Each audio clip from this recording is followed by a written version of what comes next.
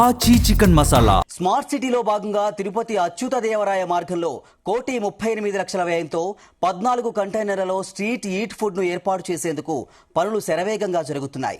గతంలో వైజాగ్, విజయవాడ లాంటి సిటీల్లో ప్రారంభించిన ప్రభుత్వం అదే తరహాలో స్మార్ట్ సిటీ తిరుపతిలో ఏర్పాటు చేయడానికి పనులు సాగుతున్నాయి.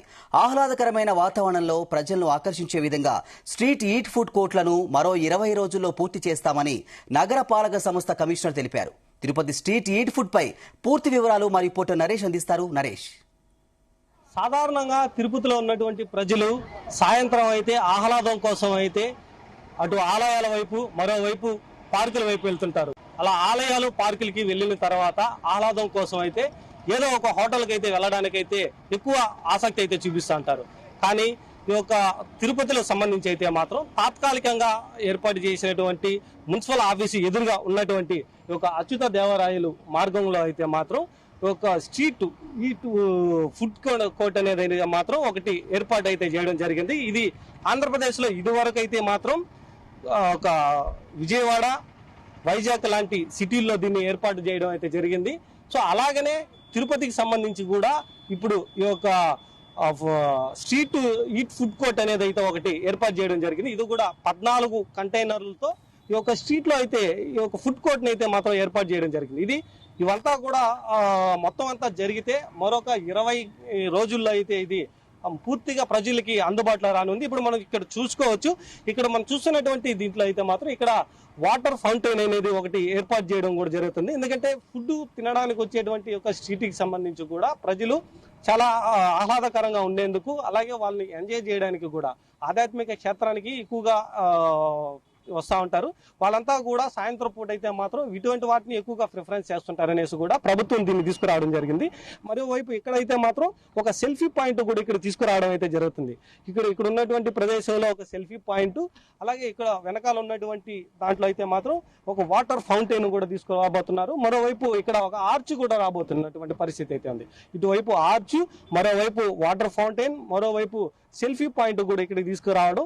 దీంతో పాటు ఇక్కడ ఏర్పాటు చేసినటువంటి 14 కంటైనర్లలో కూడా ఫుడ్ కోర్టుకు సంబంధించినటువంటి అన్ని స్టాల్స్ కూడా ఇక్కడ ఏర్పాటు చేయడం అయితే జరిగింది. ఇది పూర్తిగా 1,38,00,000తో దీన్ని ఏర్పాటు చేయడం అయితే జరిగింది. ఇది స్మార్ట్ సిటీకి సంబంధించినటువంటి దీంతో ఇక్కడ ఏర్పాటు చేయడం జరిగింది. అలాగే రూఫ్ టాప్ కు సంబంధించి కూడా ఈ యొక్క కంటైనర్ల పైన ఉన్నటువంటి వాటి కూడా రూఫ్ టాప్ కూడా ఏర్పాటు చేసి ఇక్కడ కింద ఫుల్ అయిపోయినటువంటి ప్రజలు కూడా పైకి వెళ్ళేసి ఒక ఫుడ్ని ఆర్డర్ చేసుకోవడం, పైన తీసుకోవడం లాంటివి అయితే మాత్రం చేయడం అయితే జరుగుతూ ఉంటుంది. ఇది మొత్తం అంతా కూడా 18 ఫుడ్ కోర్ట్ కంటైనర్లతో దీన్ని ఏర్పాటు చేయడం.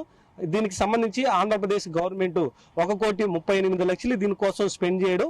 ఆ 1,38,00,000లో తిరుపతి ప్రజలకి అందుబాటులో తీసుకురావడం అయితే జరిగింది. ఇది తాత్కాలికంగా ఏర్పాటు చేసినటువంటి మున్సిపల్ ఆఫీసు డెడ్ ఆపోజిట్ అయితే మాత్రం ఈ యొక్క స్ట్రీట్ ఉంటుంది.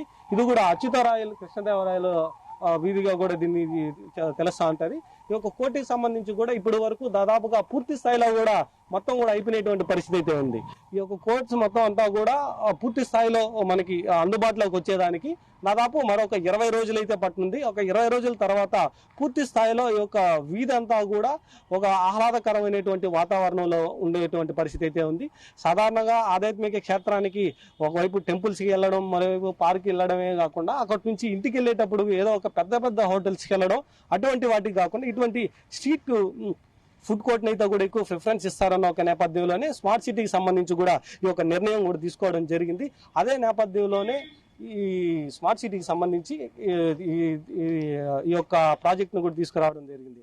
అలాగే ఇంకొక విధంగా కూడా ఇది ఒకవైపు విజయవాడ కావచ్చు, మరోవైపు వైజాగ్ కావచ్చు, ఇటువంటి బిగ్ సిటీస్లలో కూడా ఇది ఆల్రెడీ ఓపెన్ చేసి సక్సెస్ఫుల్ గా అయితే మాత్రం ఆంధ్రప్రదేశ్ ప్రభుత్వం అయితే తీసుకురావడంతో పాటుగానే దీన్ని తిరుపతిలో కూడా ప్రారంభించాలనేసి అయితే మాత్రం ప్రపోజల్ పెట్టడం, అలాగే 1,38,00,000 వ్యయంతో కూడా దీన్ని పూర్తి స్థాయిలో కూడా అందుబాటులోకి తీసుకురావాలనేసి అయితే చూస్తున్నారు.